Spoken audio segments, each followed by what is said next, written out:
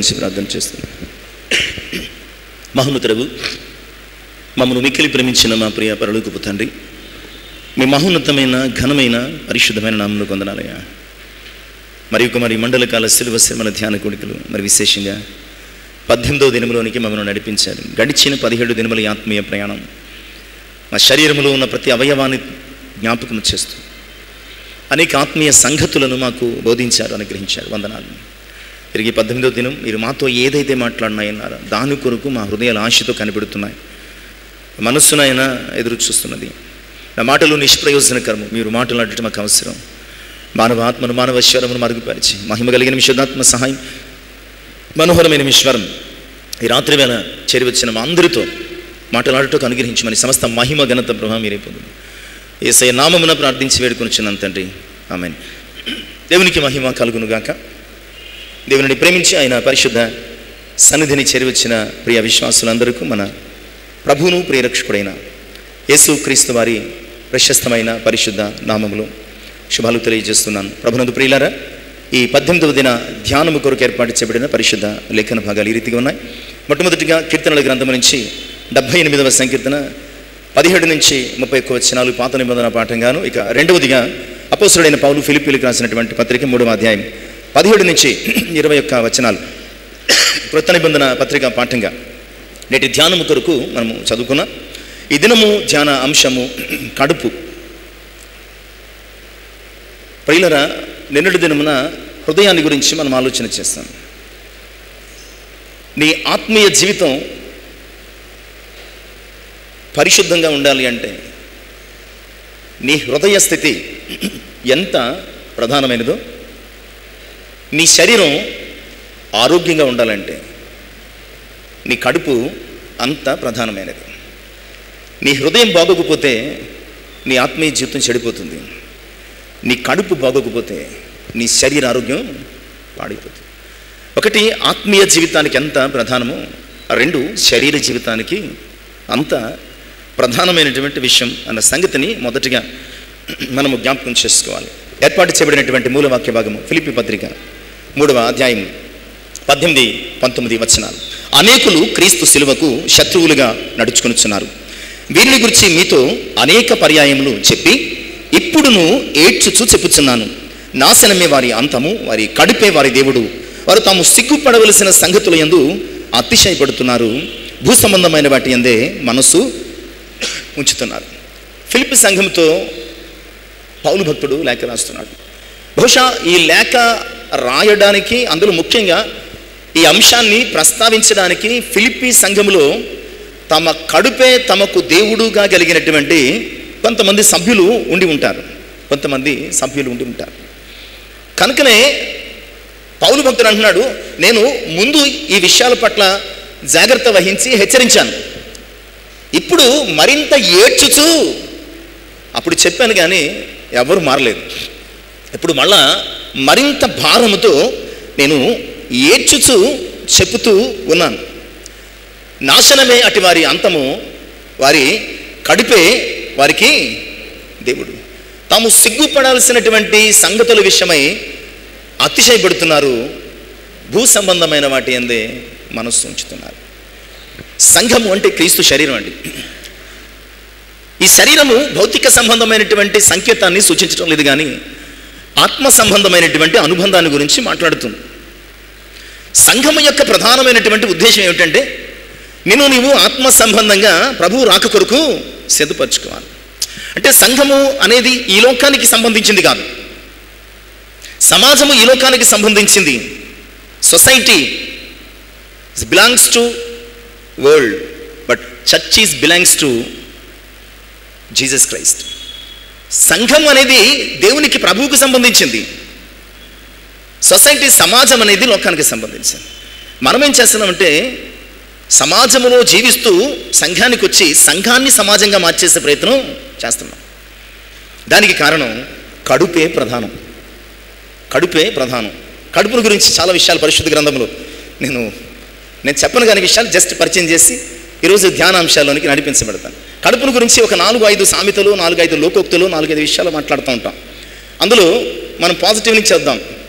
పిల్లల మీద ఉన్నటువంటి ప్రేమను ఏమంటామండి? మనకు వచ్చి బాగా. నేను స్పిరిచువల్ థింగ్స్ అడిగినప్పుడు చెప్పండి. ఇప్పుడు ఓకే, మంచిది. పిల్లల మీద ఉన్నటువంటి ప్రేమను ఏమంటాం? కడుపు తీపి. పక్కోడి మీద ఉన్నటువంటి అసూయ ద్వేషాన్ని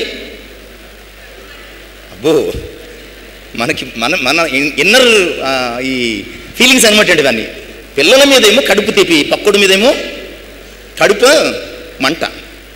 ఎప్పుడైనా పెళ్ళిళ్ళకు పెటాకులకు వెళితే అప్పుడు మనకు వచ్చేదేంటి? ఏమండి, పెళ్ళిళ్ళకి వెళ్తామండి, విందులకు వెళ్తాం. అప్పుడు మనకు వచ్చేదేమిటి? కడుపు కకృతి. కడుపు కకృతి అండి. ఇక్కడ ప్రార్థన జరుగుతూనే ఉంటుంది, పెళ్లి జరుగుతూనే ఉంటుంది. తాళి కూడా కట్టమండి. తాళి కట్టుకుండగానే అక్కడ ఓపెన్ చేస్తారు స్టాల్స్, వెళ్ళి ఎగబడి తింటారు. పెళ్ళిళ్ళకు విందులకు వెళ్తే మన కడుపుకు వచ్చేది ఏమిటి? కడుపు కకృతి. నవ్వడానికి కాదు, ఇవి మన ఆత్మీయ జీవితం. అందుకని అంటున్నాడు, తాము సిగ్గుపడాల్సినటువంటి అంశాల విషయమై ఏమవుతున్నారట? అతిశయపడుతున్నారట.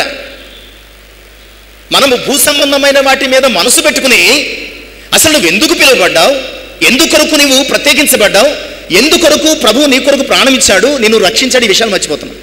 ఆనాడు ఫిలిప్పి సంఘంలోను, ఈరోజు ఆధునిక సంఘంలోను, నాట్ ఓన్లీ యేసు ప్రేమాలయం, ఆధునిక సంఘం అంటే ప్రపంచవ్యాప్తంగా ఉన్నటువంటి సార్వత్రిక సంఘాన్ని గురించి మాట్లాడుతున్నాడు. Universal church. ఇలాంటి విశ్వాసులు, ఇలాంటి సభ్యులు, ఇలాంటి వ్యక్తులు ప్రవేశించారు. సొసైటీని సంఘముగా చర్చిగా మార్చాల్సిన మనం చర్చిని ఏం చేసాం? మనం సొసైటీగా మార్చేసాం. దీనికి కారణం ఏంటంటే వారి కడుపే వారి దేవుడు. ఏదైనా ఒక విషయం విన్నారనుకోండి, మీకు కలిగేదేంటి? ఇప్పుడు మనం 3 జస్ట్ ఊరికైనా లోకోక్తులు అనమాట. మొదట కడుపు తీపి, తర్వాత కడుపు వంట, తర్వాత కడుపు కకృతి. ఏదైనా ఒక విషయం మీకు తెలిసింది, పక్కోడికి చెప్పాలా, ఈ లోపల మీకు ఏమవుతుంది? కడుపు ఉబ్బిపోతుంది కదండి. ఏదైనా విషయం తెలిసిందనుకో, పక్కోడికి చెప్పే వరకు కూడా కడుపు ఉబ్బిపోతుంది కదా. ఇక చివరి విషయం, ఊరికైనా ఇవి మామూలుగా తెలుసుకోవడానికి, మన కడుపును పుట్టిన వాళ్ళు మనకు దూరం అయిపోయారు అనుకోండి, మన కడుపును పుట్టినవారు మనకు దూరం అయిపోయారు అనుకోండి, ఏమవుతుంది? కడుపు అంటే ఈ శరీరములో మనస్సును, ఆత్మను, విశ్వాసాన్ని, భక్తిని, ఆత్మీయతను చాలా ప్రభావితం చేసేది ఏమిటంటే, ఏదైనా ఒక విషాదకరమైన విషయం అన్నాం అనుకోండి, ఏమవుతుంది? మన కడుపు కడుపు తరుక్కుపోతుంది, అంతే కదా. ఏదో నాకు వినకూడని విషాదకరమైన విషయాన్ని అనుకోండి, కడుపు తరుక్కుపోతుంది. ఇలాగూ ఈ కడుపు అనేది భౌతికంగా కేవలం తినడానికి మాత్రమే కాదు, మనం ఏదైనా విన్నప్పుడు, మన జీవితంలో ఏదైనా జరిగినప్పుడు, ప్రియులారా, ఈ కడుపు అనేది చాలా ప్రభావవంతంగా పనిచేస్తుంది. సంతోషమైన, టెన్షన్ అయినా, బాధ అయినా మీరు అనుకుంటారు ఇవన్నీ మనసుకు సంబంధించినవి అనుకుంటారు. కానీ ప్రియులారా, ఈ మనసుకు సంబంధించిన ప్రతీది కూడా దేని మీద ప్రభావం చూపిస్తుందో తెలుసా? కడుపు మీద. మనసు బాధగా ఉందనుకోండి, కడుపు ఆకలి వేయదు. సంతోషంగా ఉందనుకోండి, మనము ఎక్కువగా తింటూ ఉంటాం. అర్థమైందా? అంటే మనం అనుకుంటాం కడుపుకు అసలు ఆత్మీయ జీవితానికి సంబంధం లేదనుకుంటాం, కడుపుకు మనసుకు సంబంధం లేదనుకుంటాం. బట్ ప్రతిదానికి ఇంటర్లింక్ ఎక్కడుంది? నీ మనసు బాగోపోతే, నువ్వు టెన్షన్ పడ్డామంటే ఏమవుతుంది? కడుపులో గ్యాస్ ఫామ్ అయిపోతుంది. టెన్షన్ పడితే ఏమవుతుంది? మరి అనుకుంటే ఏం తినేసాం ఏమీ తినవసరం లేదు, ఏదో విన్నావు, దాని గురించి రాత్రి అంతా నిద్రపోకుండా ఆలోచించావు. ఈ టెన్షన్ మీద ఏమైపోయింది? గ్యాస్ట్రైటిస్ అనేది డెవలప్ అయిపోయింది. ఇవన్నీ ఏదో నేను సైన్స్ చెప్పడం లేదండి, మినిమం నాలెడ్జ్ ప్రతి మనిషికి ఉండాల్సిన మినిమం నాలెడ్జ్ అనమాట యాజ్ హ్యూమన్ బీయింగ్. అంటే నీ మనస్సు, నీ ఆత్మ, నీ విశ్వాసం ఇవన్నీ కూడా దేని మీద ప్రభావితం అవుతున్నాయి తెలుసా? నీ కడుపును బట్టి ప్రభావితం. అందుకని అంటున్నాడు, సంఘములో ఆయన రక్తము చేత, ఆయన స్వరక్తం ఇచ్చి సంపాదించుకుని సంఘముగా కట్టబడినటువంటి సంఘ సభ్యులు కానీ, సంఘ విశ్వాసులు కానీ నీ ఆత్మీయ జీవితాన్ని సాధకం చేసుకోవడం మానేసేసి నీ కడుపే నీ దేవునిగా. నీ కడుపు అంటే కేవలం తిండి గురించి మాట్లాడటం లేదండి. కడుపు అనగానే తిండి జ్ఞాపకం వస్తుంది. ఎప్పుడు ఇలారా ఈ సామెత ఉంది, కోటి విద్యలు అంటే ఈ లోకంలో ఏది చేసినా దేని కొరకు? నీ కడుపు కొరకు. నువ్వు లోకంలో ఏది చేసినా, ఉద్యోగం చేసినా, దొంగతనం చేసినా, మరొకటి చేసినా, అక్రమం చేసినా, అన్యాయం చేసినా, దోచుకున్నా, దాచుకున్నా, ఏం చేసినా అన్నీ దేనికోసం? ఈ జానెడు పొట్ట కోసం, కోటి విద్యలు కూటి కొరకు. కనుక కడుపు నీ శరీరాన్ని మాత్రమే కాదు, కడుపు నీ చుట్టూ ఉన్న సమాజాన్ని ప్రభావితం చేస్తుంది. కడుపు నీ యొక్క ఆత్మీయ జీవితాన్ని కడుపు నీ ప్రవర్తనను ప్రభావితం చేస్తుంది. కడుపు నీ సమస్త జీవితాన్ని, ఈ ప్రపంచాన్ని ప్రభావితం చేసేసిందండి. కడుపు ఈ ప్రపంచాన్నే ప్రభావితం చేసింది మానవుని యొక్క కడుపు, స్టమక్ అన్నమాట. అలాంటి కడుపు గురించి ఈరోజు మాట్లాడదాం. ఒకవేళ సిగ్గుపడాల్సినటువంటి విషయంలో మనము అతిశయపడుతున్నామేమో, మనము ప్రభువు మీద దృష్టి ఉంచాల్సినటువంటి అనుభవాలలో, భూ సంబంధమైనటువంటి విషయాల మీద మనము ఒకవేళ దృష్టి ఉంచుతున్నామేమో. నీవు నేను క్రైస్తవులంగా క్రీస్తు రక్తములు కడగబడి పిలువబడిన ప్రతి ఒక్కరూ జ్ఞాపకం చేసుకోవాల్సిన the most important thing is 20వ వచనంలో మాట్లాడతాడండి, మన పౌరస్థితి అంతే.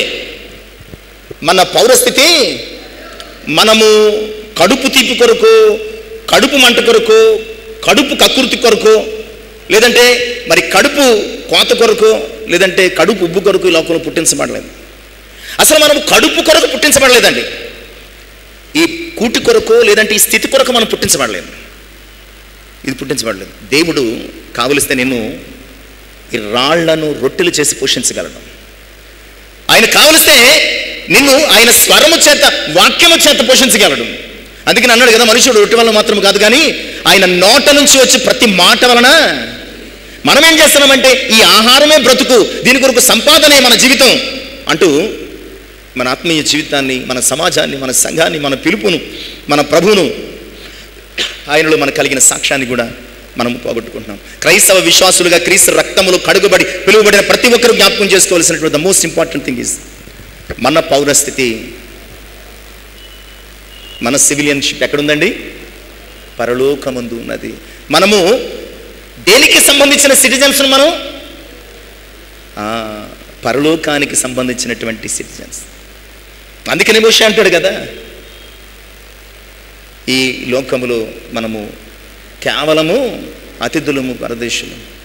అంతేకాదు మన యొక్క నివాస స్థలము ప్రభుయందు ఉన్నది అంటాడు. మనకి ఈరోజు కేవలము కడుపు నింపుకోవడం కోసము, కడుపు మంటతోనూ, కడుపు తిప్పుతోనూ, కడుపు బుతోనూ, కడుపు కక్కుర్తుతోనూ నీ ఆత్మీయ జీవితాన్ని పాటు చేసుకోకుండా. ఇంకోటి తెలుసా, సైంటిఫిక్గా మనము బలంగా ఉండాలంటే ఏమనుకుంటాం? పిల్లలు బలంగా ఉండాలి, పెట్టండి పెట్టండి పెట్టండి అని తోసేస్తూ ఉంటాం. వాడు వద్దు మొర్రు అంటాడు.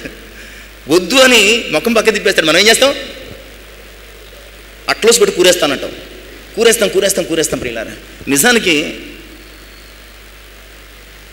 కేవలము ఒక 70-80% మట్టుకు మాత్రమే నీ కడుపును నింపాలటండి. కేవలము ఓ 70-80% మట్టుకే నీ కడుపును ఆహారంతో నింపాలట. మిగతాది ఏం చేయాలా? ఖాళీగా ఉంచాలి. మీరు పప్పు రుబ్బుతారండి, నిండుగా వేసేస్తారా? పప్పు కొంచెం కొంచెం వేసి రుబ్బుతారా? నిండుగా వేసేస్తే ఏమవుతుంది? ఎలాగది తిరుగుతుంది, అందులో నీరు ఎలా పోస్తారు, అది మరలా ఉబ్బినప్పుడు ఏమవుతుంది? కష్టమైపోతుంది కదా. అలాగే నీ కడుపులో కూడా నువ్వు తిన్నది బాగా అరగాలంటే ఓ 70-80% మట్టుకు మాత్రమే కడుపు కుడితో తినేయకూడదు, కడుపు కకృతితో తినేయకూడదు. అది నీ ఆత్మీయ జీవితానికి మాత్రమే కాదు, నీ శరీరానికి కూడా. అలాగే నీ కడుపు స్వాగతించినవే, నీ కడుపుకు మేలుకరమైనవే తినాలి. ఏది పెడితే తిన్నావు అనుకోండి, అక్కడి నుంచి జీవితము హాస్పిటల్ పాలు అయిపోతుంది. కనుక ఇంత ఇంట్రడక్షన్ ఎందుకంటే మనలో చాలామంది రోగులుగా ఉండడానికి కారణం 50 to 70% ఈ డిసీజెస్, ఈ హెల్త్ ఇష్యూస్, ప్రాబ్లమ్స్ దేనివల్ల వచ్చే తెలుసండి? కడుపు వల్లే. ఇదే కేంద్రం.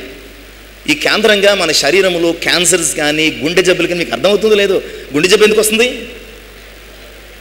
క్యాన్సర్ గురించి వస్తుందా? ఇక్కడే ప్రతిదానికి కారణం గ్యాస్ట్రైటిస్, గుండె నొప్పి, గుండె జబ్బులు, రకరకాల ప్రతి జబ్బుకు కూడా ఒక 50 to 70% డిసీజెస్, ప్రాబ్లమ్స్, వ్యాధులన్నీ కూడా నీ కడుపును బట్టి వస్తాయి. నీ కడుపు బాగుంటే నువ్వు బాగుంటావు, నీ కడుపు బాగుంటే నువ్వు బాగుంటావు. అలాగే నీ ఆత్మీయ జీవితం కూడా బాగుంటుంది అన్న సంగతిని దేవుని యొక్క వాక్యం ద్వారా జ్ఞాపకం చేస్తూ మనము ధ్యానంలోనికి నడిపించబడడానికి సిద్ధపడదాం. అందుకే 30వ అధ్యాయం సామెతల గ్రంథం 30వ అధ్యాయం 8-9 వచనాలు ఈ చక్కని మాటలు మాట్లాడతాడండి. వ్యర్థమైన వాటిని, అబద్ధములను నాకు దూరముగా ఉంచుము, పేదరికమునైనను ఐశ్వర్యమునైనను నాకు దయచేయకుము, తగినంత ఆహారము నాకు అనుగ్రహింపుము, ఎక్కువైన ఎడల నేను కడుపు నిండిన వాడనై. ఎక్కువైతే ఏమవుతుందటండి? ఎక్కువైతే వెక్కసమైపోయేలా తింటే మనం ఏం చేస్తాం? దేవుడెవడు అని తిరగబడతాం. అందుకనే ఎవరు పలుకుతున్నారు ఈ మాటలు?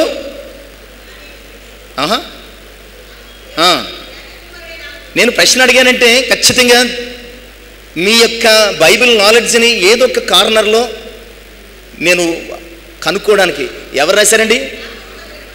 యాకే కుమారుడైనటువంటి ఆగూరు పలికినటువంటి మాటలు అనమాట అండి. మరి ఎందుకు చేర్చారో తెలీదు. ఇవి కూడా జ్ఞాన సంబంధమైనటువంటి సత్యములని పరిశుద్ధాత్ముడు చేర్చి ఉండవచ్చు. కానీ చాలా అద్భుతమైన విషయాలు ఈ 30వ అధ్యాయంలో చాలా అద్భుతమైన విషయాలు మాట్లాడుతూ ఉంటాడు.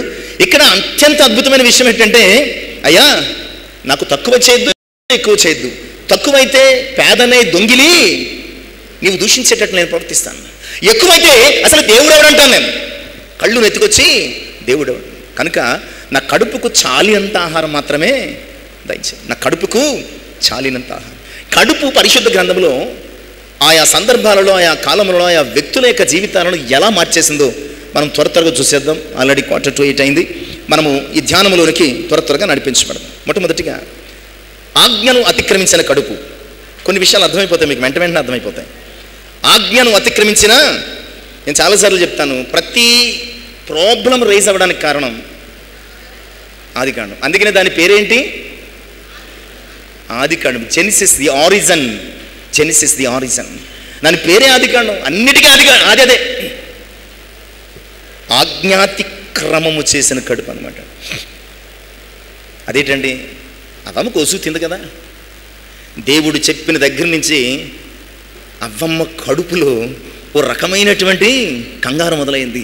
దేవుడు ఏదో చేసేస్తున్నాడు, మొత్తానికి ఏదో మేము తీసుకోకుండా, మేము పొందుకోకుండా, మేము అనుభవించకుండా, మేము దాని యొక్క రుచిని ఆస్వాదించకుండా దేవుడు ఎందుకు దూరం పెట్టాడు? అప్పుడప్పుడు, ఇప్పుడంటే పెద్ద ఇబ్బంది లేదు, కానీ చిన్నప్పుడు క్రిస్మస్ వస్తే వాటికి పిండి వంటలు చేసేవాళ్ళు.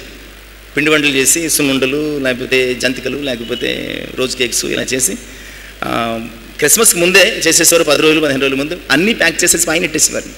ఇక ఇంట్లో పిల్లలు ఏం చేసేవారు? ఒరే దాన్ని ముట్టుకోవద్దు, క్రిస్మస్ టైంలోనే తీద్దాం, అందరికీ పంచిన తర్వాత మీకు పెడతాను, కంగారు పడకుండా అని చెప్పేవారు. అప్పటి నుంచి ప్రతిరోజు ఏం చేసేవాళ్ళు? వాటంకే తిరిగేవాళ్ళం. ఎందుకంటే నాకు పెట్టట్లేదు, నేను రుచి చూడాలి, నేను తినాలి, ఎలాగైనా సరే నేను.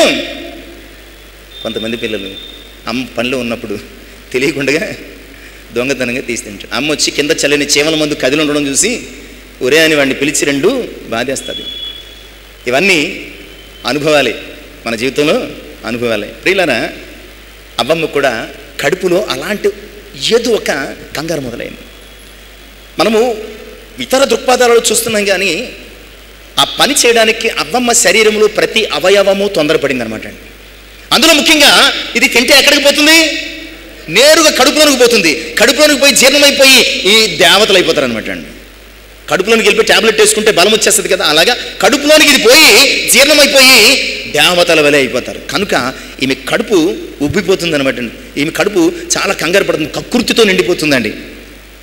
సమయం వచ్చింది, ఎప్పుడు తిందాం. ప్రియులారా, అపవాది మాట్లాడింది అంటే తన భర్తతో ఉన్నప్పుడు మాట్లాడలేదు, దేవునితో ఉన్నప్పుడు మాట్లాడలేదు. తనకు గీయబడినటువంటి ఈ యొక్క బౌండరీస్ ఉన్నాయి కదా, ఈ బౌండరీస్లో ఉన్నప్పుడు అపవాది ఆమె దగ్గరకు వచ్చి మాట్లాడే సాహసం చెయ్యదు. బట్ ఈమె ఎక్కడికి వెళ్ళి ఉండాలా? తెల్లారు లెగిస్తే చెట్టు చుట్టూ తిరుగుతుంది అనమాట అండి. తెల్లారు లేస్తే ఈమె చెట్టు చుట్టూ తిరుగుతుంది. గమనించిన అపవాది సర్పం రూపంలో మాట్లాడడం మొదలుపెట్టాడు. ఆమె కడుపుకు ఇంపైన మాటలు మాట్లాడాడు. మాటలన్నీ వినేసిన తర్వాత కడుపు నిండిపోయిందండి. ఇందాక మానేసాం, 6 చెప్పుకున్నాం. కడుపు నిండిపోవడం కూడా ఒకటి. ఆ మాటలన్నీ విన్న తర్వాత తినకముందే అమ్మమ్మ కడుపు ఏమైపోయింది? తినకముందే అమ్మమ్మ కడుపు నిండిపోయింది.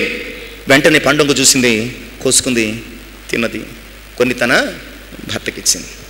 ఎప్పుడైతే ఆ పండు తన కడుపులోనికి వెళ్ళిందో ఆమె ఆత్మీయ జీవితం ఆజ్ఞను అతిక్రమించింది.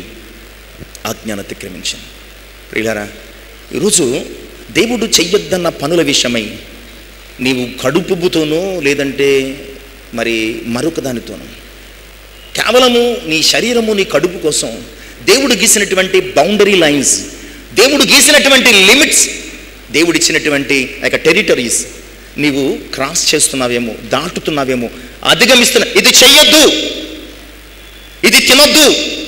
ఇందాకే చెప్పాను, ప్రపంచంలో జరిగే ప్రతి ఇష్యూ కూడా దేనికి సంబంధించింది? నీ కడుపుకు రిలేట్ అయి ఉన్నదే. ఇక మనం అసలు బతికేదే దానికోసం. నువ్వు ఉద్యోగం చెయ్యి, పని చెయ్యి, కష్టపడు, దొంగతనం చెయ్యి, అతిక్రమము చెయ్యి, ఆక్రమించు, అన్యాయంగా దేనినైనా పొందుకో, అన్నీ దీనికోసం. చివరికి అవ్వమ్మ కూడా కడుపు కోసమే వాటిని కోసుకు తిన్నది.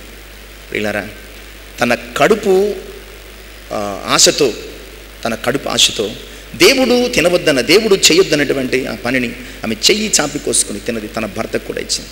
ఎప్పుడైతే అది తమ లోపలికి వెళ్ళిందో వారి కళ్ళు తెరవబడ్డాయి. వారి స్థితి తెలిసింది.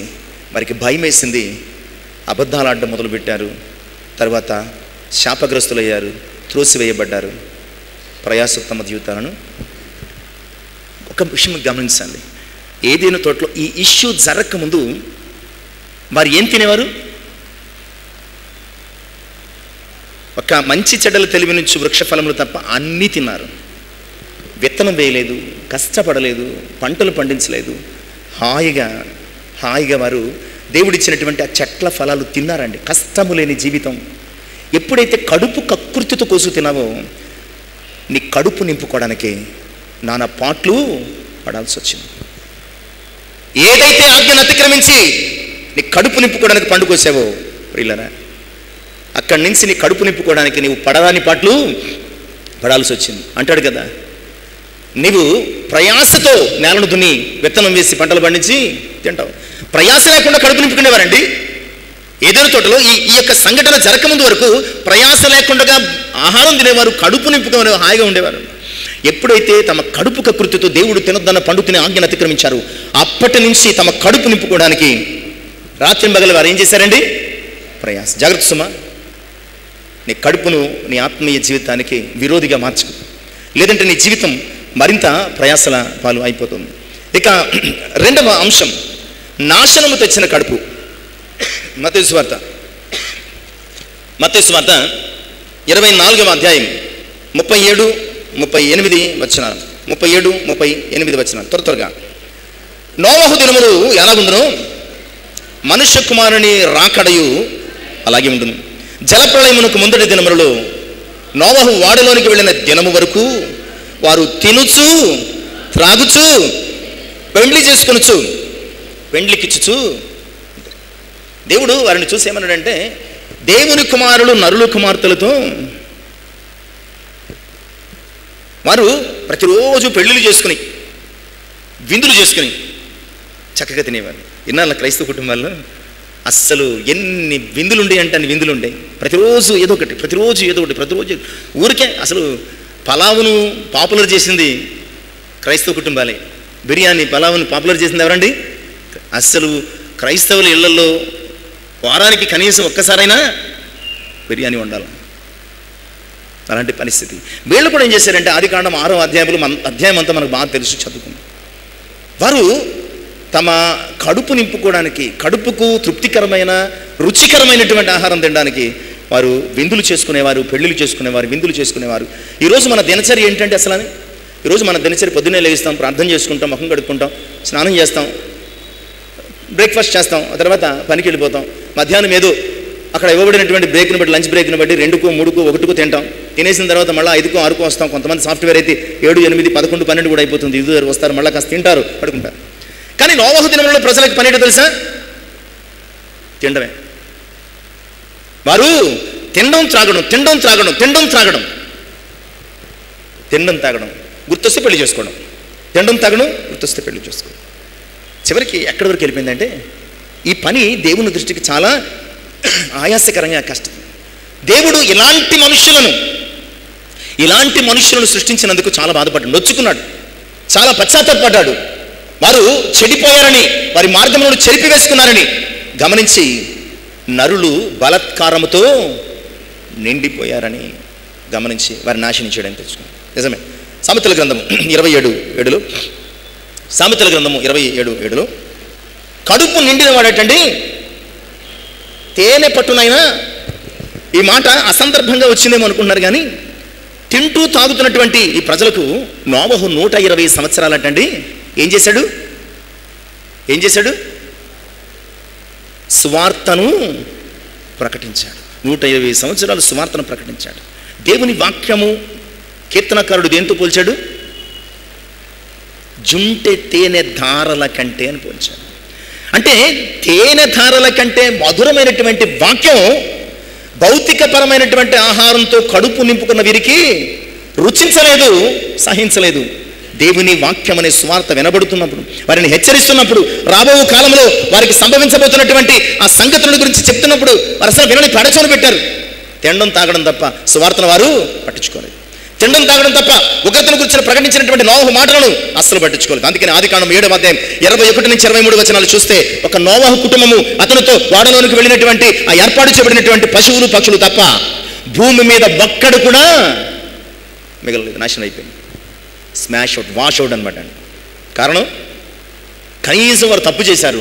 దేవుని స్వరం వినపడుతున్నప్పుడు ఏం చేయాలా?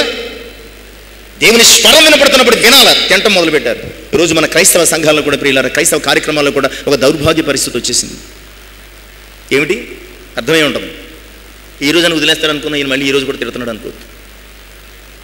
ఆరాధన కూటాలు, ప్రేయర్స్, బర్త్డే ప్రేయర్స్ కానీ, లేదా మ్యారేజెస్ కానీ, లేదంటే మెచ్యూర్ ప్రేయర్స్ కానీ, లేదంటే thanks giving prayers, what ever maybe, ఎన్ని గంటలకు అనౌన్స్ చేస్తాం? 10 గంటలకు అనౌన్స్ చేస్తాం. ఎన్ని గంటలకు వస్తాం అమ్మా? 12, అరగంట తగ్గించారు, 12:30. 12:30కి వస్తాం. హడావిడిగా కూర్చుంటాం. ప్రజెంట్ సార్ అటెండెన్స్ వేయించుకుంటాం. బయటకు చూస్తాం, అక్కడ ఆల్రెడీ ఏర్పాటు చేస్తారు. 2 నిమిషాలు కూర్చొని ఏడీనా అనుకునే లోపల, ఏడీమే అనుకున్నప్పుడు వెళ్ళిపోయి ఆల్రెడీ భోజనం లేదు, ప్లేట్ పెట్టుకుని ఉంచుంటాం. ఈ లోపులో ఇక్కడ స్థుతిలో పాలు పంపులు పొందాం, ఆరాధనలో పాలు పంపులు పొందాం, దేవుని వాక్యాన్ని వినం. కొత్త విషయం ఏంటంటే, కొత్త అదేనండి, కరెక్ట్గా దేవుని వాక్యం గురించి మధ్యన చాలా కుట్రల్లో నేను చూస్తున్నాను. దేవుని వాక్యం చెప్పడానికి ఇలా మైక్ పట్టుకుంటాను, వెనకాల దబదబా సౌండ్లు, వెనకాల ఏంటి దబదబా సౌండ్లు, గిన్నెల సౌండ్లు, ముంతల సౌండ్లు. ఏమిటట? 12:30 అయిపోయింది, భోజనాలు. ఊరుకోరండి మా వాళ్ళు, ఊరుకోరండి. వీడు వచ్చింది ఇప్పుడు 12:30కి వచ్చి నేరుగా ఎక్కడ పోయాడు? ఆ కొండ దగ్గరికి పోయాడు. వీడికి వెంటనే పెట్టేయాల. ఎంత దౌర్భాగ్యం అండి. వీళ్ళేమో కడుపు కాలు ఎడుతున్నారా? ఇంట్లో వాళ్ళు ఏమవుతున్నారు? తమ ప్రియులు పోగొట్టుకుని దుఃఖంతో కడుపు కాలు ఎడుతుంటే, నీ కడుపు కకృతి ఏంటి? నోవహు కాలం ప్రజలు ఇలాగే ఉన్నారు. అందుకనే మనుష్య కుమారుని రాకడ దినాలు ఎలా ఉంటాయని చెప్పాడండి? నోవహు కాలంలో ఉంటాయి. ఆ రోజు వాళ్ళు దేవుని వాక్యం వినరు, దేవుని ఆరాధించరు, దేవుని స్తుతించరు, అసలు దేవుని అంటే పట్టింపు ఉండదు. వారు తింటారు, తాగుతారు, పెళ్లి చేసుకుంటారు, పెళ్లిగించుకుంటారు, ఎంతకు మించి వారికి పని లేదు. కారణం కడుపు కకృతి. వారి యొక్క నాశనము వారి కడుపే. ఇందాక చెప్పాం, వారి నాశనము వారి అంతమే అన్నాం కదా. అలాగే ఈ నోవహు కాలపు ప్రజల యొక్క నాశనం ఏమైంది? దేని కొరకు వచ్చింది? దేవుని మాటలు వినకుండా తినడం తాగడం చేశారు, నశించారు. అలాగే ఉగ్రత కుమ్మరించినటువంటి కడుపు. ఉగ్రత, ఎన్ని కడుపులు ఉన్నాయండి అని అనుకోవద్దు. మనం ఎప్పుడైనా బైబిల్ చదివితే మనకు అర్థమవుతుంది ఎన్ని కడుపులు ఉన్నాయో మనకి అర్థమవుతుంది. వీళ్ళరా ఉగ్రతను కుమ్మరించినటువంటి కడుపు. లూకా సువార్త 17వ అధ్యాయం 28, 29 వచనాలు. లోతు దినములలో జరిగినట్లు జరుగును. జనులు తినుచు, త్రాగుచు, కొనుచు, అమ్ముచు, నారు నాటుచు, ఇండ్లు కట్టుకొనుచు. ఇక్కడ కొంచెం డిఫరెంట్గా ఉంది. తింటున్నారు, తాగుతున్నారు. మళ్ళా ఈ తినడానికి తాగడానికి సంబంధించి వారు చిన్న వ్యాపారం మొదలుపెట్టారు. అమ్ముతున్నారు, నాటుతున్నారు, ఇండ్లు కట్టుకుంటున్నారు. నాటడం దేనికంటే, తింటూ ఉంటే గింజలు అయిపోతాయి కదా, మళ్ళీ ఆహారం కొరకు. అంటే వీళ్ళు కూడా ఏం చేశారు? తిని తాగి మత్తులై బావి వరసలు లేనటువంటి ధర్మానికి, మానవ ధర్మానికి వ్యతిరేకమైనటువంటి నోవహు ఇంట్లోకి దూతలు వెళ్ళినప్పుడు ఏమన్నారు? వీళ్ళు నోవహు ఇంట్లోనికి ఆ మనుషులు వెళ్ళినప్పుడు, క్షమించారు, లోతు ఇంట్లోనికి ఆ మనుషులు వెళ్ళినప్పుడు ఏమన్నారు? వాళ్ళను మేము కూడినట్లు వాళ్ళని బయటికి పంపించమన్నారు. అంటే వీళ్ళు తిని కళ్ళు మెర్రకలై కొవ్వెక్కి వీళ్ళు ఏం చేస్తున్నారు? వీళ్ళకి తెలియనంత ఉగ్రతను. అందుకనే ప్రియులారా, ఈ నోవహు కాలంలో ప్రజలకు ఏమొచ్చింది? జలప్రళయం వచ్చింది. నీటిలో మునిగితే ఎంతసేపు బతుకుతాం? ఎప్పుడు మునగలేదు.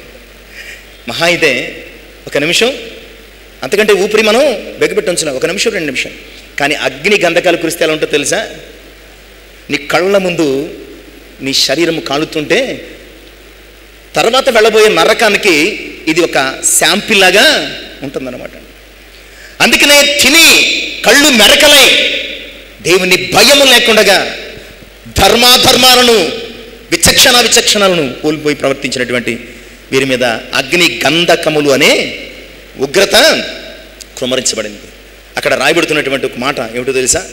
ఆదికాండం 19, 24, 25 వచనాలు చివరి భాగంలో సమస్త నరులతో పాటు భూమి మీద అప్పుడప్పుడే వచ్చిన మొలకలు కూడా నాశనం. అంటే అంత తీవ్రంగా సర్వనాశనం. అంటే రెండవ ప్రపంచ యుద్ధంలో హీరోషిమా, నాగసాకి, జపాన్ ఆ పట్టణాల మీద అమెరికా అణుబాంబు వేసినప్పుడు ఇప్పటికీ అక్కడ మొలకలు మలవటం. అలాంటి స్థితి అనమాట అండి ప్రియులారా. వారి కడుపు వారి మీదకి ఏం తీసుకొచ్చింది? చాలాసార్లు ప్రియులారా, నీ కడుపు నీ మీదకి ఉగ్రత తీసుకొస్తుంది. నీవు తిండి యామతో దేవుని యొక్క చిత్తాన్ని నిర్లక్ష్యం చేసి. అందుకనే పరలోక రాజ్యానికి వెళ్ళినటువంటి ఒక లిస్టు ప్రకటన గ్రంథంలో 19వ అధ్యాయం అక్కడ ఉంటుందండి, మీరు చదవవలసిన లేదు. కానీ అందులో ఎవరిని చేర్చారో తెలుసా? వ్యభిచారులను, నరహంతకులను అని చెబుతూ ఒక మాట అంటాడు, తిండిపోతులను అంటాడండి. తిండిపోతులు కూడా ఎక్కడికి వెళ్ళరట? తిండిపోతులు కూడా అర్ధాకలి కలిగి ఉండడం నీ శరీర ఆత్మీయ జీవిత ఆరోగ్యానికి ఎంతో మేలుకరం. అర్ధాకలి ఉంటే నీ కడుపులో ఎక్సెస్ ఉండదు, అనవసరమైనటువంటి ట్రబుల్స్ ఉండవు. లేదంటే ఎక్సెస్ తీసుకున్నాం అనుకోండి, ఇది డైజెస్ట్ కాక ఏమవుతుంది? గతంలో కూడా చెప్పాను నేను, ఎక్సెస్ తీసుకుంటే ఇది డైజెస్ట్ కాక ఏమవుతుందండి? గ్యాస్ అవుతుంది. గ్యాస్ అయ్యింది, గ్యాస్ పోని పక్కకు పోయింది అనుకోండి, లోపల మరి ఇది ఎక్కడ ఉంటుంది? ఓ డస్ట్బిన్లో తయారవుతుంది. ఈ డస్ట్బిన్ అంతా అందులో ఉన్న చెత్తలా తయారయ్యి అది రకరకాల ఇష్యూస్ తీసుకొస్తుంది. మోషన్స్ అనో, లేకపోతే కాఫ్ అనో, లేదంటే కోల్డ్ అనో, అంటే ఇంకా చాలా వస్తాయి. దానిని మనం ట్యాబ్లెట్స్ చేసి అనగొట్టేసినప్పుడు అది ఏమవుతుందంటే బాడీలో ఏదో ఒక పార్ట్లోనికి వెళ్ళి సప్రెస్ అయిపోతుందండి. అది ఏమైపోతుంది? అది ఒక చిన్న ముద్దలాగా, ఒక చిన్న వేస్ట్ లాగా బాడీలో ఎక్కడో ఒక చోటుకు వెళ్ళి సప్రెస్ అయిపోతుంది. అదేమవుతుందంటే కొంతకాలానికి లోపల అది డెవలప్ అవుతూ నీ శరీరము వీక్ అయినప్పుడు, నీ ఇమ్యూనిటీ సిస్టమ్ తగ్గిపోయినప్పుడు ఏమవుతుందంటే ప్రియులారా, అది finally it's become a cancer. ఏమవుతుందండి? ఒక క్యాన్సర్ కణంలాగా అభివృద్ధి చెందుతుంది. ఎందుకు ఇదంతానే? వెధవ కడుపు కక్కుర్తి అనమాట అండి. కడుపు కకృతితో అలాగే ఇష్టం వచ్చినట్లు ఫాస్ట్ ఫుడ్, జంక్ ఫుడ్స్ తింటాం. ఈరోజు క్యాన్సర్ కారకాలు అన్నీ ఇవే. ఇష్టం వచ్చినట్లు మన పదార్థాలు తింటూ ఉంటాం ప్రియులారా. మన కడుపు మన జీవితానికి చాలా కష్టాన్ని, నాశనాన్ని తీసుకొస్తుంది. ఇక 4th వన్ ఈజ్ ప్రాణం తీసిన కడుపు. ఎప్పటివరకు ఎన్ని కడుపులు చూసాం? కొంచెం ఆక్వర్డ్గా ఉంది ఈ పదం ఉపయోగించడం, కొంచెం ఆక్వర్డ్గా, కొంచెం ఇబ్బందికరంగా ఉంది. కానీ మనం ఉన్నదే మాట్లాడుకుంటున్నాం, పెద్ద ఇబ్బంది లేదు. ఫస్ట్ ఆజ్ఞను అతిక్రమింపజేసిన కడుపు, 2 నాశనము కొని తెచ్చిన కడుపు, 3 ఉగ్రతను కుమరించిన కడుపు, 4 ప్రాణం తీసిన కడుపు. లూకాసు వార్త 12వ అధ్యాయం 19-20 వచనాలు. లూకాసు వార్త 12వ అధ్యాయము, నా ప్రాణమా అనేక సంవత్సరములకు విస్తారమైన ఆస్తి నీకు సమకూర్చబడి ఉన్నది, సుఖించుము, తినుము, తాగుము, సంతోషించమని చెప్పుకుందని అనుకున్నాను. అయితే దేవుడు వెరివాడా, ఈ రాత్రి నీ ప్రాణమును అడుగుచున్నాను, నీవు సిద్ధపరిచినవి ఎవని వగునని. బాగా పంటలు పండాయండి, దేవానికి వందనాలు అని 10వ వంతు దశంభాగాలు ఏమో చెల్లించి కృతజ్ఞతతో పేదవారికి పంచి ఏదో చేయాల్సినటువంటి వీడు పంటలు పండినాయని చాలా సంతోషంతో కడుపు ఉబ్బిపోయింది, కొట్లు కట్టించుకున్నాడు. ఆ కొట్లన్నిటిని ఏం చేశాడు? తనకు పండినటువంటి అదంతా సమకూర్చుకున్నాడు. ఆ రాత్రి ఇంటికి వచ్చి కొట్లకు తాళాలు వేసుకుని చక్కగా హాయిగా కూర్చుని మాట్లాడుకుంటాడు నా ప్రాణంతో. నా ప్రాణమా చాలా హాయిగా ఉంది, నువ్వు సేఫ్, నీకు ఏ గొడవ లేదు, ఎందుకంటే నువ్వు తిన్నా తరగని ఆస్తిని సమకూర్చాను అని చెప్పుకుంటూ తినుము, త్రాగుము, సుఖించు. ఇవన్నీ దేనికి సంబంధించినవి? ఇక్కడ ఉంది ఒక జానడు, దానికి తినుము, తాగుము, సుఖించు. దేవుని స్తుతించమన్న మాట ఉంటే బతికిపోయేవాడు. తినుము, తాగుము, స్తుతించమంటే బతికిపోయేవాడు అండి. ఏమన్నాడు? తినుము, తాగుము, సుఖించము, స్తుతించము లేదు. ఎందుకు బతుకుతాడు? నువ్వు తిని తాగిన తర్వాత లేదా దానికి ముందు స్తుతిస్తే, కడుపు కొంచెం ఖాళీ అవుతుంది, రిలాక్స్ అవుతుంది. ఎందుకంటే మనము ఇక్కడి నుంచి తీస్తాం కదా పాట పాడినప్పుడు, అప్పుడు కడుపు రిలాక్స్ అవుతుంది, తినదరుగుతుంది. పోనీ తినేసిన తర్వాత స్తుతించామనుకో, ఇక్కడ మళ్ళీ ఒక యాక్టివిటీ స్టార్ట్ అవుతుంది, అప్పుడు కూడా అరుగుతుంది. ఇవేమీ చేయక మన కడుపులో సమస్యలు ప్రారంభమవుతుంది. నా ప్రాణమా తినుము, తాగుము, సుఖించున్నాడు. దేవుడు విన్నాడు, ఓహో నీకు తిండి ఇచ్చి నీ కడుపు నింపును నన్ను మర్చిపోయావు కదా, ఓ వెర్రివాడా, ఈ రాత్రి ఇతని కడుపు ఏం చేసింది? ప్రాణం తీసింది. ఇతని కడుపు తన ప్రాణాన్ని తీసేసింది. చాలాసార్లు ప్రియులారా, ఈరోజు మన కడుపు కకృతి మన ప్రాణాలను తీస్తుందండి. ఇందాక చెప్పుకున్నాం, మళ్ళీ మళ్ళీ చెప్పడం అనవసరం. మన కడుపు కకృతి ఏం చేస్తుంది? మన ప్రాణాలను తీస్తుంది. మన కడుపులోనికి వెళ్ళిందే మనకు ఆరోగ్యానికి హానైనా, మనము దీర్ఘకాలం బ్రతకాలైనా, షార్ట్ టైంలో చచ్చిపోవాలన్నా ఈ కడుపులోనికి వెళ్ళిందే డిసైడ్ చేస్తుంది అనమాట. కనుక జాగ్రత్త సుమా, నీ కడుపు నీ ప్రాణాలను తీసే అంతగా నీవు అనవసరమైన కకృతికి పోకుండా జాగ్రత్త పడు. తిరుగుబడిన కడుపు ఏం చేసిందటండి? తిరుగుబడిందండి. అప్పుడప్పుడు చెప్తాను, రెఫరెన్స్లోకి వెళ్ళాను. అప్పుడప్పుడు మనం ఎస్టిమేషన్ వేయడానికి ఒకసారి ఫెయిల్ అవుతూ ఉంటాం. 200 అనుకుంటాం, 600 వస్తారు. మనం 600 అనుకున్నప్పుడు 200 కూడా రారు. 200 అనుకున్నప్పుడు 600 వచ్చినప్పుడు ఏం చేస్తాం? ఆవిడకి ఏదో వండుతాం. ఈ లోపల ఒక 100 మంది 200 మంది అయ్యేటప్పటికి ఏమవుతుంది అన్నం అక్కడ అయిపోతుంది. అయిపోతే లైన్లో ఉన్న వాళ్ళు ఏం చేస్తారు? తిరగబడ్డం మొదలు పెడతాయి. ఎవడు పిల్లమన్నాడు అండి? ఎవడు రమ్మన్నాడు? పెట్టకపోతే చేయకపోతే చేతకాకపోతే మానేయండి అంటావా? మనం అనే చాలాసార్లు అని ఉంటాం. అంటే మన కడుపు ఏమైందప్పుడు? కడుపు నకనకలు ఆడిపోతూ, ఆకలి వేస్తూ, నీరసం వచ్చేసి ఆ యొక్క ఫ్రస్ట్రేషన్లో, ఆ ఇరిటేషన్లో మనం తిరగబడి తిట్టడం మొదలు పెడతా ఉంటాం. ఇప్పుడు చూద్దాం 78వ సంకీర్తన 17 నుంచి 20 చరణాలు. 78వ సంకీర్తన 17 నుంచి 20 చరణాలు. ఆయనను వారు ఆయనకు విరోధముగా ఇంకనూ పాపము చేయుచుని వచ్చిరి. అడవిలో మహోన్నతుని మీద తిరగబడి వారు తమ ఆశ కొలది ఆహారం అడుగుచు తమ హృదయంలో దేవుని శోధించిరి.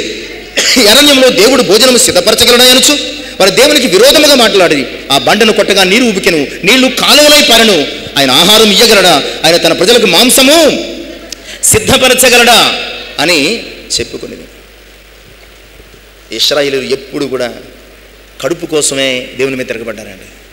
కడుపు కోసమే దేవుని మీద తిరగబడ్డారు. వారు ఐగుప్తు నుంచి తెచ్చుకొచ్చిన ఆహారం అయిపోయిందని చెప్పి ఈ అరణ్యంలో మమ్మల్ని పోషించడానికి తెచ్చావా, చంపడానికి తెచ్చావా, ఆకలేస్తుంది అన్నారు. దేవుడు మన్నాని ఆకాశం నుంచి ఏం చేశాడు? మన్నాను కురిపించాడు. ఆ మన్నాను గురించి ఇక్కడ మాట్లాడుతూ 25వ చరణంలో దేవదూతల ఆహారము నరుడు భుజించాడు. దేవదూతల ఆహారం నరుడు భుజించాడు.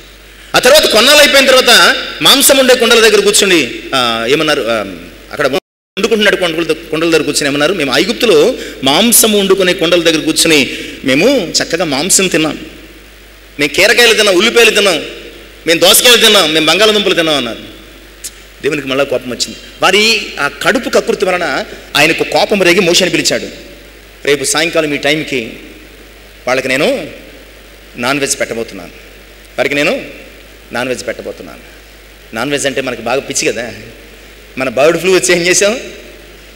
ఏం తిన్నావో తెలియదు, ఒక కోడి దెబ్బ అన్నీ తినేసాం. బర్డ్ ఫ్లూ వచ్చిన తర్వాత ఎప్పుడు బర్డ్ ఫ్లూ పోతుందని ఒక కోడి తప్ప అన్నీ తిని పడేసాం. ఎప్పుడు మాంసం, ఆ మేక మాంసం ఇష్టం లేని వాళ్ళు కూడా ఏం చేశారు? మేక మాంసం తెచ్చండి అన్నారు. వాడు ఏం చేశాడు? 800 ఉండేది 1000 చేశాడు, 1200 చేశాడు, ఇష్టం వచ్చినట్టు చేశాడు. అంటే మనము ఏదైనా సరే మాంసం లేకపోతే దేవుడు లేడు, దెయ్యం లేదు. అందుకని ఇక్కడ ఊరకనే ఫిలిప్పీ పత్రిక, వారి కడుపే వారికి దేవుడు, అంతే. ఇంకా దేవుడు దెయ్యము మరే ఏ పదార్థము లేదు వాళ్ళకి, వారి కడుపే వారి దేవుడు. వీళ్ళు ఏం చేశారంటే మాంసం లేదన్నారు, పూరేళ్ళను కురిపించారు. వీళ్ళు ఇంకా తినడం మొదలుపెట్టారట, అంటే ఆభగా తినడం మొదలుపెట్టారట. దేవునికి వారి యొక్క ఆ కకృతి చూసి కోపం వచ్చి తింటున్న నములుతున్న మాంసము వారి పళ్ళ సందుల్లో ఉండగానే వారి మీదకు ఉగ్రతను కురిపించాడండి. ఇదంతా సంఖ్యాకాండము 11వ అధ్యాయం అంతా చదివితే ఈ యొక్క తిరుగుబాటుతనం కనబడుతుందండి. కుమరించగా అక్కడ అనేకులు చచ్చిపోయారండి. ఆ పేరుకు కిబ్రోతు హత్తావా అంటే దురాశ. వారి కడుపు కకృతి వారి దురాశ పరులను చేసి దేవుని మీదనే వారు తిరగబడ్డారు అనమాట.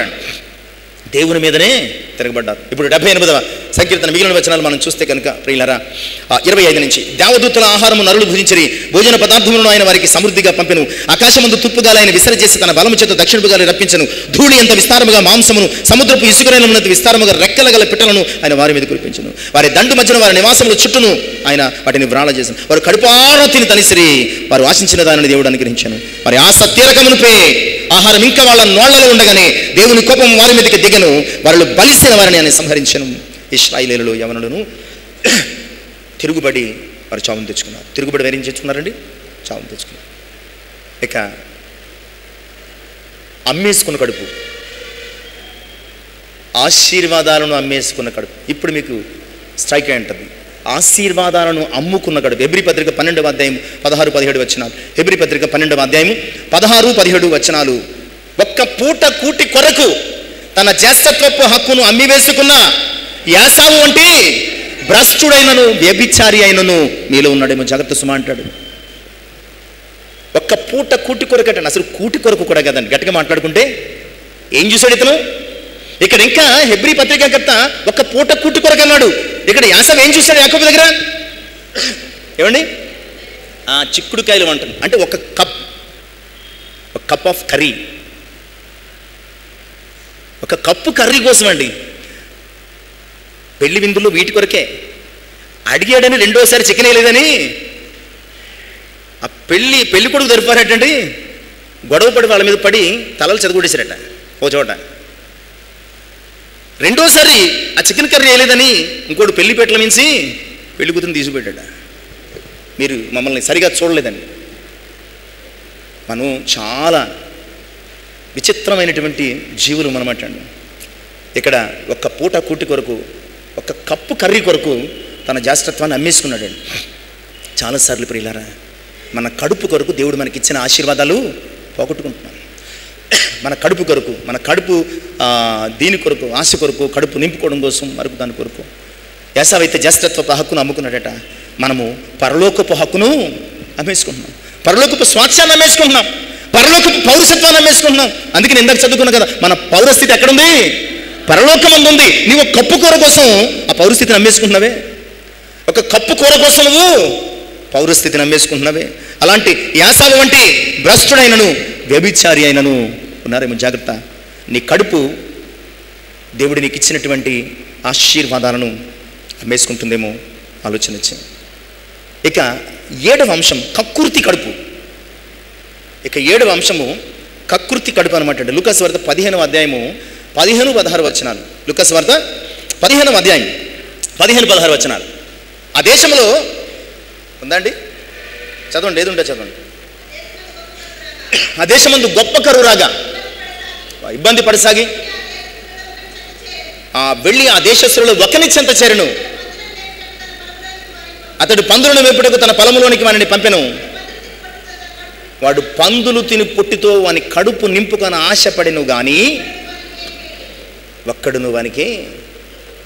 వీళ్ళరా, ఈ కొడుకు పంచభక్ష పరమాణాలు అంటారు. నేను మొన్న ఎక్కడో చూశాను. పంచభక్ష పరమాణాలు అంటే ఏదో సాధారణంగా చెప్తాం, కానీ పంచభక్షాల గురించి ఒక 5 కాలమ్స్ రాశాడండి. ఒక్కొక్క ఐటెం కాదు. ఆ పంచభక్షాలంటే తినేవి, తాగేవి అని 10 లిస్టు రాశాడు. నేను పంచభక్ష పరమాణాలు అంటే అన్నము, చారు, కూర, పెరుగు అనుకున్నాను, ఇది అనుకున్నాను. అలా కాదు, ఒక పెద్ద లిస్టు రాశాడు పంచభక్ష పరమాణాలు అంటే. పంచభక్షం అంటే తాగేవి, తినేవి, అందులో రకరకాల పదార్థాలు. చాలా విచిత్రంగా రాశాడు. అంత గొప్పగా తినేవాడు. ఎందుకంటే ఇతడు ఒక రాజకుమారుడు అనమాట అండి. జమీందారు ఇతను తండ్రి. ఆ ప్రదేశానికి, ఆ ప్రాంతానికి తిరుగులేనటువంటి ధనవంతుడు. అతని ఇంట్లో బోళ్ళంత 10 మంది ఉన్నారు. చెప్తాడు కదండి, నా తండ్రి ఇంట అనేక మంది కూలివాండ్రకు అన్నము సమృద్ధిగా ఉంది. నేను ఇక్కడ ఆకలితో. ఇంతటి సమృద్ధి కలిగినటువంటి తండ్రికి కుమారుడై ఉండి ఎందుకు వచ్చిన బతికండి? పందులు తినే పొట్టు కోసం. అంతకు ముందే రావచ్చు కదా. పోన్లే, తగలేసేసాడు. తగలేసిన వాడిని ఏం చేయాలా? ఆ పందులు ఆ యజమాని దగ్గరికి వెళ్లకుండా అప్పుడే బుద్ధి తెచ్చుకుని తండ్రి దగ్గరికి వచ్చుంటే ఆ దుస్థితి తప్పేది కదా. దుస్థితి తప్పేది కదా. వీళ్ళారా, ఎంతగా తండ్రి దగ్గరికి రాకూడదు అనుకున్నాడంటే, పందులు తినే పొట్టు దొరికితే రాకపోతుడండి. నాకు తెలిసి అతనికి ఆ రోజు పందులకు పెట్టే పొట్టు దొరికినా రాకపోతుడు. అది కూడా దొరకలేదు కనుక వచ్చాడు. చివరికి అది తినడానికి కూడా కకృతి పడిన కడుపెత్తుంది. తండ్రి ఇచ్చినటువంటి అష్టైశ్వర్యాలు విడిచిపెట్టి, సమృద్ధికరమైనటువంటి రుచికరమైనటువంటి ఆహార పదార్థాలను విడిచిపెట్టి పందులు తినే పొట్టు కొరకు భ్రష్టుడైపోయినటువంటి కకృతి కడుపు కలిగిన వాడు ఈ కుమారుడు. చాలాసార్లు ప్రియులారా, దేవుడిచ్చినటువంటి కృపలను తృణీకరించి, దేవుడిచ్చిన ఆశీర్వాదాలను తృణీకరించి, దేవుడిచ్చినటువంటి ప్రత్యేకతలను తృణీకరించి, ఒకవేళ పందులు తినే పొట్టు వంటి ఈ లోక ఆశల కోసం మనం దేవుని యొక్క కృపను కోల్పోతున్నామేమో. ఆయనకు కుమారులుగా ఉండే భాగ్యాన్ని, ఆయనకు వారసులుగా ఉండే భాగ్యాన్ని మనం నిజంగా పోగొట్టుకుంటున్నామేమో ఆలోచించండి. నీ కడుపు కకృతి నీ తండ్రికి నిన్ను, నీ ప్రభువుకు నిన్ను, నీ దేవునికి నిన్ను, నీ పౌరసత్వానికి నిన్ను, నీ పరలోక రాజ్యానికి నిన్ను చాలా దూరం చేస్తుందని నీవు గమనించాల్సినటువంటి అవసరత కలిగి ఉంది. కనుక ప్రభునందు ప్రియులారా, ఈరోజు 7 విషయాలు మనం జ్ఞాపకం చేసుకున్నాం. ఏ కడుపుల గురించి జ్ఞాపకం చేసుకున్నాం? ఆజ్ఞను అతిక్రమించిన కడుపు, నాశనము కొని తెచ్చిన కడుపు, ఉగ్రతను క్రొమ్మరించినటువంటి కడుపు, తర్వాత ప్రాణం తీసిన కడుపు, తిరగబడ్డ కడుపు, ఆశీర్వాదాలను అమ్మేసుకున్నటువంటి కడుపు, చివరికి కకృతి కడుపు. ఈరోజు క్రైస్తవునిగా ఎందుకు ప్రభు దగ్గరికి వచ్చాడో తెలుసా? నేను చెప్పటం లేదు. ఎందుకు ప్రభువును వెతుకుతున్నావో తెలుసా? ఎందుకు వెతుకుతున్నావంటే యోహాను సువార్త 6వ అధ్యాయం 25 నుంచి 27 వచనాల్లో ప్రభు చెప్తున్నాడు, మనము ఆయనను ఎందుకు వెతుకుతున్నాం, ఎందుకు వెంబడిస్తున్నామో చాలా క్లియర్గా చదవండి. సముద్రపు టద్దరిని ఆయనను కనుక్కొని, బాధకుడా నువ్వు ఎప్పుడు ఇక్కడికి వచ్చితమని అడగగా, యేసు, మీరు సూచనలను చూచటం వలన కాదు కానీ రొట్టెలను భుజించి తృప్తి పొందుట వలన నన్ను వెతుకుతున్నారని. ప్రభువును ఎక్కడ పడితే అక్కడ వెతికారండి. ప్రభు దొరకలేదు. చివరికి సముద్రపు టద్దరిని ఆయన కనుగొని, ప్రభా ఎక్కడికి వెళ్ళిపోయిన గురించి చాలా పొద్దు నుంచి వెతుకుతున్నామంటే ఆయన వారిని చూచినవి. మీరు సూచక క్రియలను చూచటం వలన పరలోక రాజ్య మర్మాలను బోధించడం వలన వెంబడించడం లేదు. ఎందుకు వెంబడిస్తున్నారు? రొట్టెలు తిని, అంటే పై వచనాల్లోనే 5 రొట్టెలు 2 చిన్న చేపలు 5,000 మందికి ఆహారం పెట్టిన సంఘటన జరుగుతుంది పురుషులకు. అది తినడం వల్ల ఈరోజు కూడా రొట్టెల కొరకు నన్ను వెంబడించి, ఈరోజు ఎంతమంది క్రైస్తవులండి అవసరతల కొరకు ఆయనను వెంబడించడం లేదు? ఎంతమంది అక్కరల కొరకు ఆయన వెంబడించడం లేదు? ఎంతమంది స్వస్థతల కొరకు ఆయన వెంబడించడం లేదు? ఎంతమంది అప్పులు తీర్చుకోవడం కొరకు, ఎంతమంది పిల్లల పెళ్లిళ్ళ కొరకు, ఎంతమంది గర్భఫలం కొరకు, ఎంతమంది ఇంకొకటి నీ అవసరతల కొరకు ఆయన వెంబడించడం లేదు. ప్రభుదే చెప్తున్నాడు, నువ్వు తిని తృప్తి పొందేవు కనుక వెంబడిస్తున్నావు. నేను నిన్నటి దినము నీకు ఆహారం పెట్టకపోతే ఈరోజు నన్ను వెంబడించను. ఆయన క్లియర్గా, నిన్నటి దినమున నీకు రొట్టెలు చేసి నీ కడుపు నింపకపోతే ఈ రోజు నన్ను వెంబడించేవాడు కాదు. ఇలా క్రైస్తవ విశ్వాసులుగా అవసరతలను తీర్చుకుంటూ ఆయనను వెంబడిస్తున్నాం. అవసరతలను తీర్చుకోవడానికి వెంబడిస్తున్నాం. అవసరతలు తీరుస్తాడని భూత భవిష్యత్ వర్తమాన కాలాలలో ఆయనను వెంబడిస్తున్నామే తప్ప